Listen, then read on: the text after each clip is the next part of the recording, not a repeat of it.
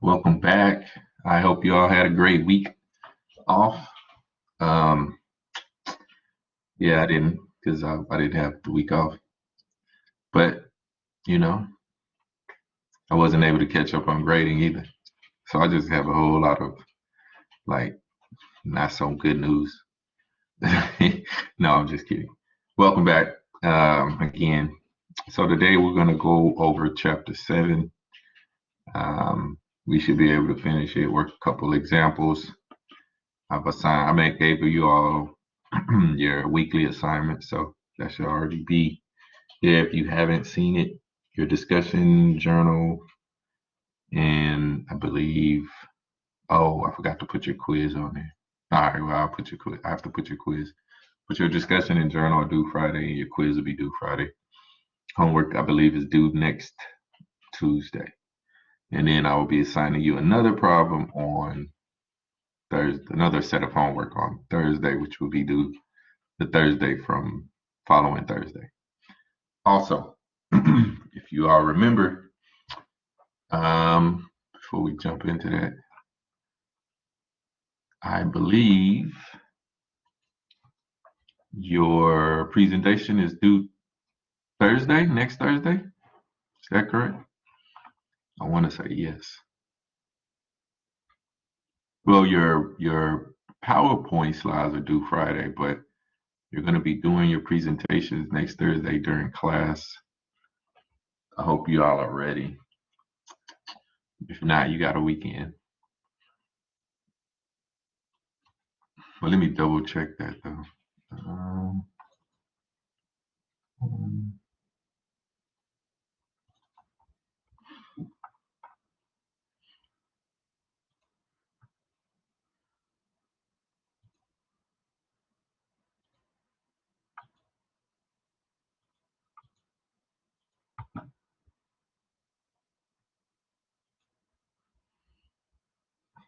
all right, so today is so next Thursday is the first. Yes. So the actual project for your PowerPoint, you can submit it on the second. Make sure you have everyone that's in your group. Make sure all of their names will be on it. And then your presentation, we will be doing that in class on Thursday, April 1st, April Fool's Day. And it's not an April Fool's joke, so it's actually going to be going down. I'll come up with some other April Fool's thing. I'll send out something on Wednesday, and then on Thursday it'll be like April Fool's. It wasn't actual. So so just be anticipating something to get an email on Wednesday for something else. All right. But you also get another lab this week. I believe I'm assigned to Velocity Lab on this Thursday. So a lot going on this week. That's why I was like, I didn't come bearing good news, but I'm happy y'all are back. No? All right, let's jump into this lecture.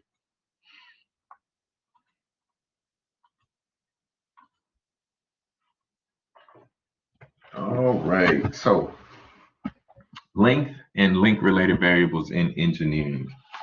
Length and link related variables in engineering. What are length related variables in engineering? Can anybody name a couple?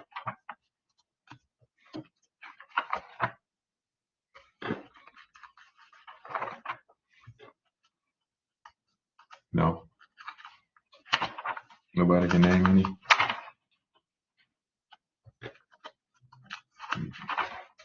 Not one? A foot? No, foot is a measurement of the length. It's a unit measure.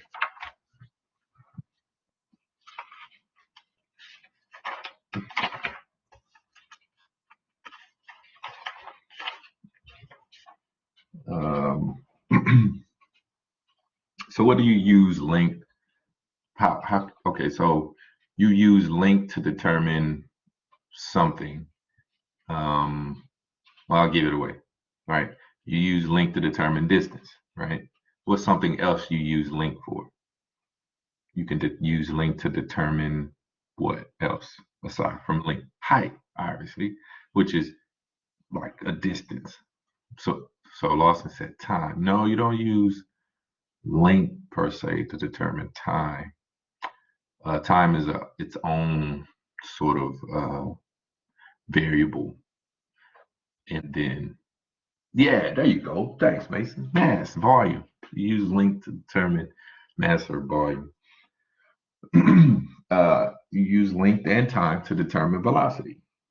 But also you use length and time and mass to determine force, right? But it's something that it's a variable such as force that utilizes the length to actually develop it, right? So these are things that we're going to be touching on today. Just wanted to get you guys warmed up. That's sort of more or less your, discussion starter. But length as a fundamental dimension described. And these are just things that we're going to cover, right? We're going to talk about the unit measure of length.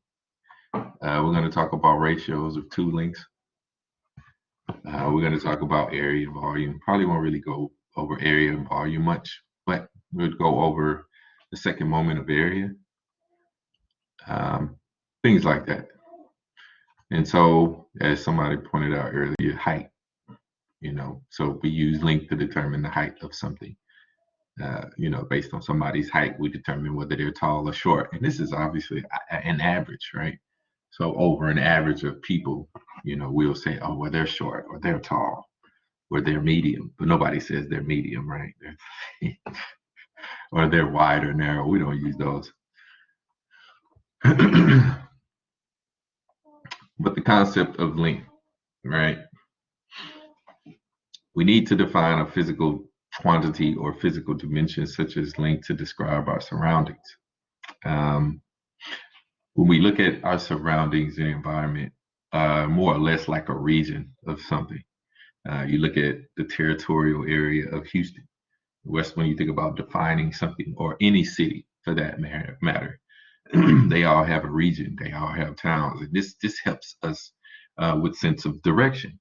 Also, remember we talked about this. Maybe you remember when we talked about units. When you're giving units, it helps you come up with coordinates, right? Coordinates. When you're thinking about flying to a destination or your destination, your dream destination, right? You need certain coordinates. You need to know where it is and then how to get there. And length is what helps us to do that, right? Because we can define a certain area or region, and then we can develop, map out a way to get to that area or region, right? And so these are things. This is why the concept of length is important. All right, and also when you're defining, when you think about designing things, so like what I design, I design what I make more or less modifications, but to chokes, the size of the choke, right? It's all defined by a length, and so, but depending on that length, right, it will cost our customers more, which is why it's great to define it, right? It's like, hey, the bigger it is, the more material I'm going to have to use, and the more material I'm going to have to use, the more it's going to cost me. So the more it costs me, the higher I'm going to have to charge you. I'm going to have to charge you significantly more money. So that needs to be communicated, a size, and then they may need a certain size for their operation. They may need a bigger choke because they may have a larger volume flowing through it. So, which is all predicated on length, right? So these are all the reasons why length is important. And I could go, over and over with that, but you have certain different, when you think about length, you have different coordinate systems, right? You have Cartesian, cylindrical, and spherical. Not going to touch on that too much of the coordinate systems, more or less, but we will go into units. Did you all have fun working on units for that homework? I'm pretty sure you didn't, but it's okay. It's okay. we're going to keep talking about units. And in length, obviously you have SI, where everything is based upon and predicated on a meter. Then you have US customary units, and it isn't, right? You got a foot, you have an inch, you have a yard, you have a mile. And yeah, versus, the metric system obviously is so much easier, right? You have meter and then you have a centimeter, which is 10 to the minus 2, millimeter, 10 to the minus 3, micrometer, 10 to the minus 6. Oh no, yeah, 6. And then kilometer, 10 to the minus, I can't remember what a kilo is. 10 is 1,000, so it should be 10 to the minus 3. So wait, why would that be 10 to the minus 3 and then a millimeter? I have to think about that. I never thought about that. Well, no, it'll be 10 to the third. Sorry, it's kilometers is larger. Yeah, that's where I'm at. Got to wake my brain up. So kilometer is 10 to the third, not minus. So there you go. Trying to wake up. But then you have what we use equations to determine the height, right, of a building or a place. This is a pretty simple equation. I'm not going to really go over, but what we use here is Pythagorean theorem. Now, I know many of you should have already had geometry, so you shouldn't be foreign if I say something like Pythagorean theorem.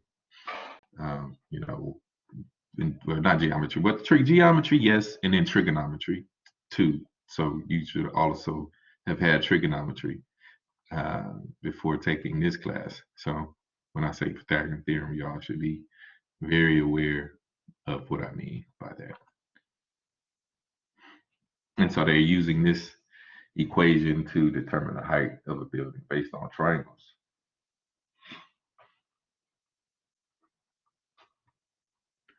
All right, everybody remembers that, right? And then also with length, because I don't think we should go over it if you all remember it. Does everybody remember this? Or should we work a problem with Pythagorean theorem? I know y'all probably gonna say no. So, but that's math. I'm not here to teach you that, but I could definitely work on it. Okay, cool. Thanks for listening. Now, this is something interesting. A lot of people don't know. When it comes to length and when it comes to materials or what have you. So if you were to go to Home Depot, you're going to be like, oh, well, I need a 2x4 or a 2x8. Now, with that, we have nominal sizes. And what that means is we're going to give you a nominal size. We'll say something like a 2x4 or a 2x8. Now, the actual size of that may not actually be that. It may be 2 1/4, right? Maybe 8 3/8, something like that. Or maybe 2 1/2 8 1/2, the actual size. But we make nominal sizes just for nomenclature and display, right? Because you have width 8.25 by 35 point da da da da. It's just like, well, we're not charging you by that, and then it's just how they're charging you, right? They're not charging you by the 1/8 of an inch. They're charging you by the inch. So they'll give you the overage, right? Not like going to the store when you're purchasing some meat, like they're gonna make you pay for that extra bit of meat. It's like, well, I want a pound, and they'll give you over a pound, and you're like, well, I just wanted a pound, and then they'll ask you, are you good with this extra? And because we're gonna charge you for it. But if you go to Home Depot and you want a 2x4, they're not gonna charge you. I know I'm just being silly, but all I'm trying to describe to you is nominal sizes versus actual sizes. So when you hear something like nominal, that means more or less.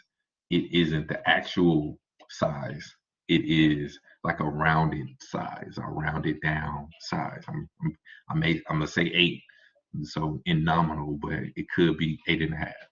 All right.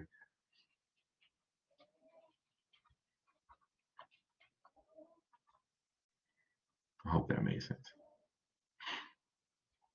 In ratios of two lengths, radians and strains, a unitless angle or a unitless equation rather.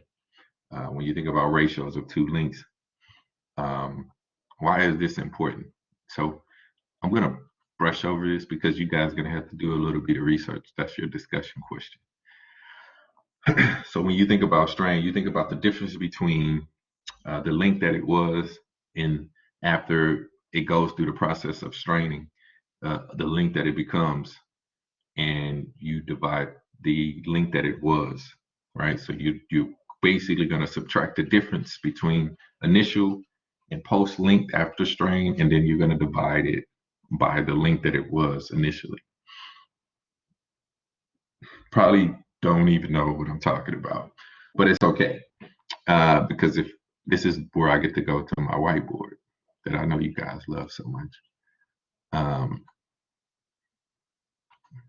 So in engineering, we'll do analysis, right, over a part, and we'll have like a test specimen or what have you.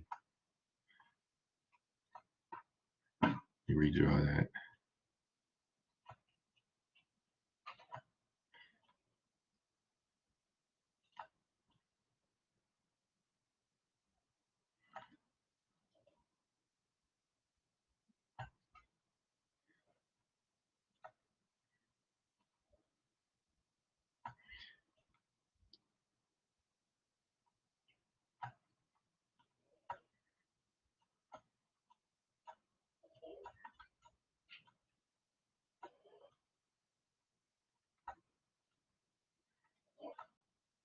Yeah, so that's L defining the length. All right, and so if I were to put this under some sense of strain, like if I were to pull it in tension,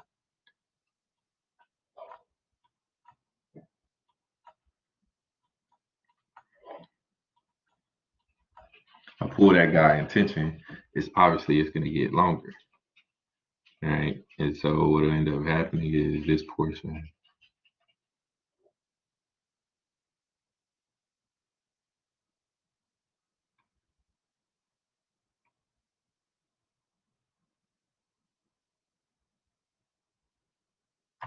This portion here is going to thin out.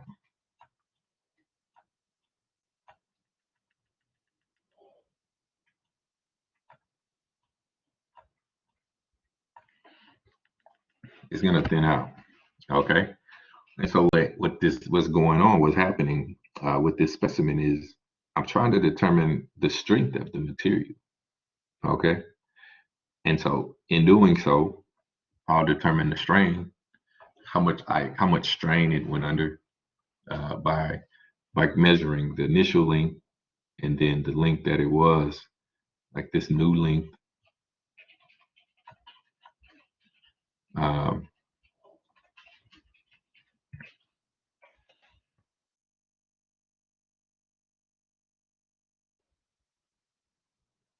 this new length, right? And I'll subtract the new length minus L over L.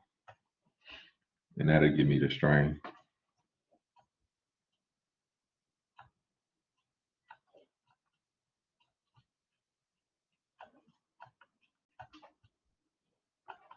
All right. And again, reason why I'm doing this is because I'm trying to determine the strength of this material. All right. And so initial, we'll pull it just until it yields, right? And then we'll pull it until failure, right? To determine what would be the max you could pull it to failure. So the max we could pull it to where the length starts to increase would be yield. And then the max you pull it to right before failure would be the tensile strength. And so for all of you mechanicals, this will be something you will be using for the rest of your career.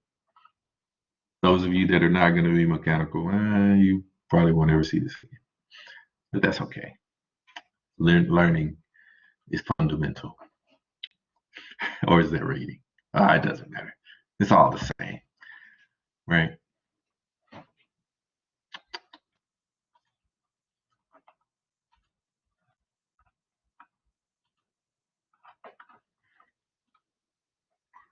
All right, where were we?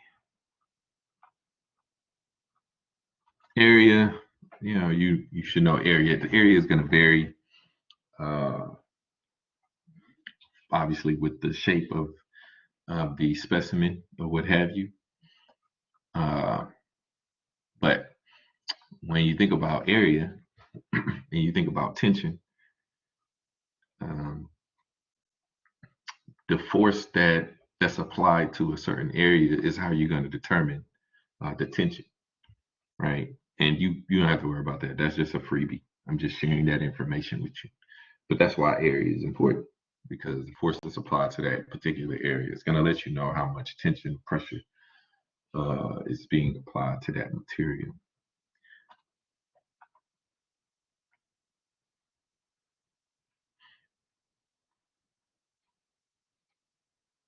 Mm, got drag cross-sectional area, which is a cross-sectional area is what I was referring to.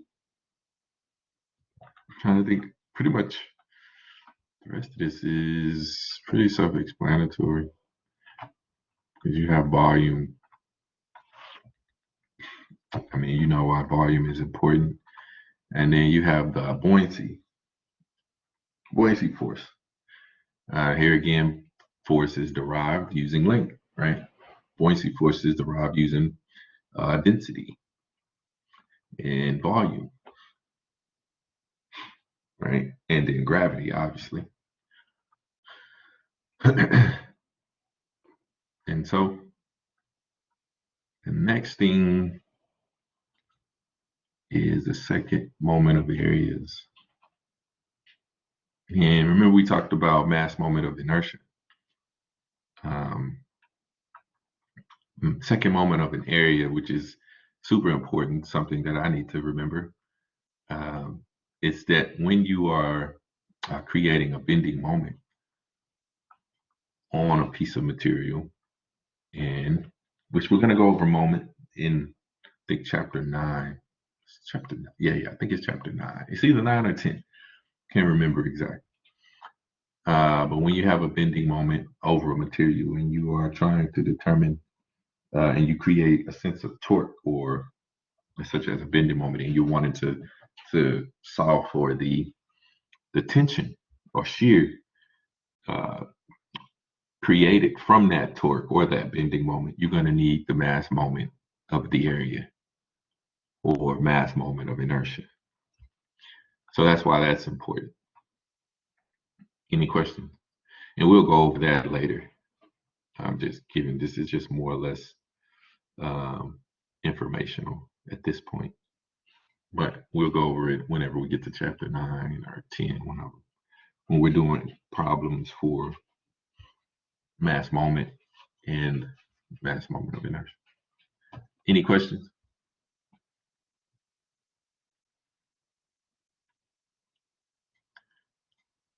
Sorry, I only had that one little example. So your problems, let's look at a problem real quick.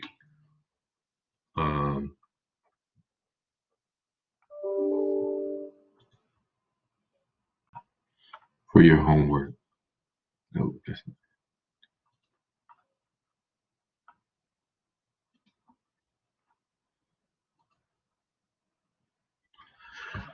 772 776.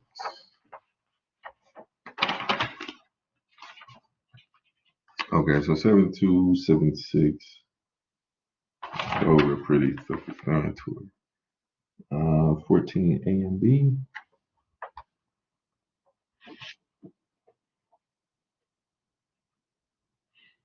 Yeah, those are that's pretty self-explanatory. B, approximate the total area by breaking it into small squares. Yeah, most of this is you're gonna have to get a ruler and take dimensions of your place. So it's not really anything that you should have any issues with. The homework should be pretty straightforward. So yeah.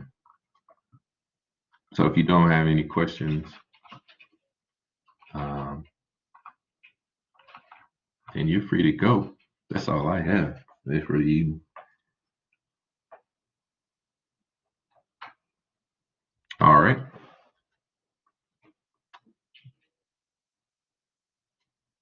I mean, if y'all want me to teach chapter 8, I can jump to start teaching chapter 8. But if y'all don't want me to, y'all can leave. I'm gonna stop the recording.